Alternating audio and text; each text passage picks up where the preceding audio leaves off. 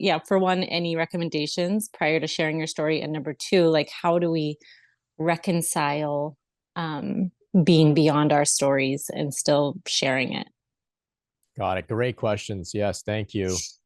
Yeah, so when I invited people to share for KundaliniAwareness.org to submit your story, I'm not I'm not your school teacher, but I did understand that it would be a bit of a homework task that could bring up and stir up some interesting things.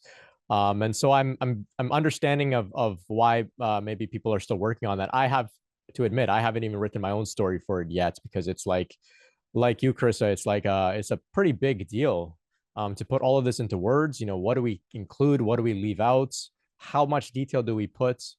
It's a very difficult thing to contemplate. However, what I've found, at least in my own journey in doing this work, is that speaking about it, writing about it, sharing about it, it helps to put the pieces together to make sense of the themes in our journey, but also to make sense of, like, for example, you're saying, you had some challenges you were faced with on your journey, and you can look back and say, oh, maybe this was actually something different than what I once thought. Maybe it was actually to do with my spiritual awakening process.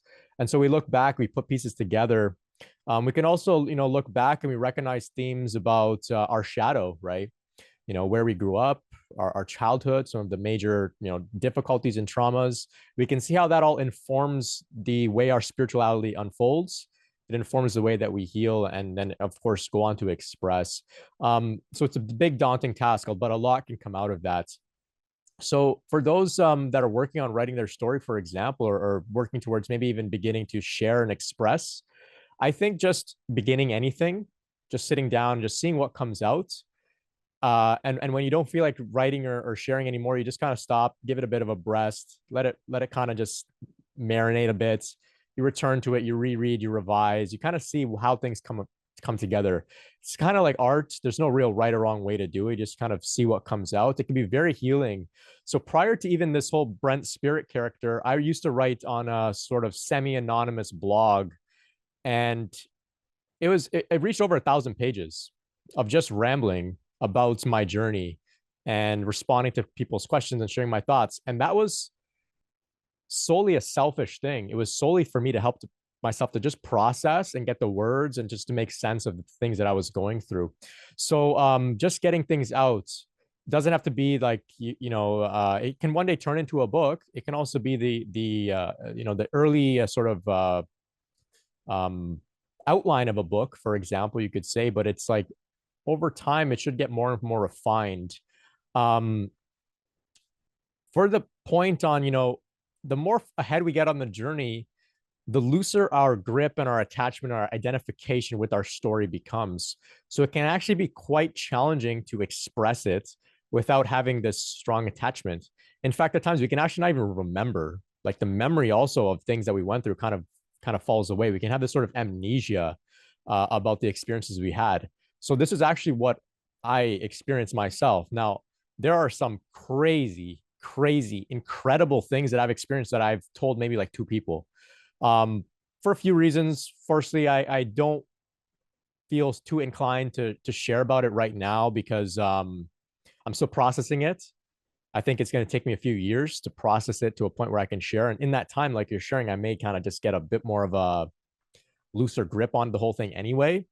Um, but also, I don't want to fall into this trap of, feeling that my journey is more special than others, or getting other people to feel that they have to compare their journey to mine. So we don't want to do that. I also just, in Zen, there's this term, it's Makyo. And so Makyo means, whenever, somebody who's practicing Zen wants to talk about their far out mystical experiences, the Zen teacher may hit them with a stick and say, that's Makyo, just shut up, keep sitting quietly. Don't get caught up in all of these, stories and whatnot. So I appreciate the parts of us that doesn't necessarily feel too inclined to attach to stories. I totally understand. So to address this question, I asked one of my mentors years ago. I said, I'm having some pretty far out things, but I also know that, we're not really encouraged to share so much. So what do I do? What do I do with this? And she said, look, some things we have to keep to ourselves, but every now and then share a thing or two just so that other people know they're not alone and other people know what's possible.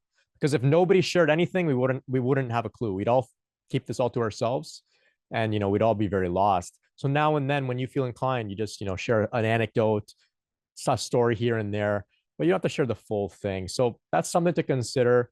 Pick and choose as you need. Take your time with it, and yeah, like I said, take sharing as a bit of a homework assignment for yourself to help you to make sense of your journey to process things. So I hope that can help. Thank you.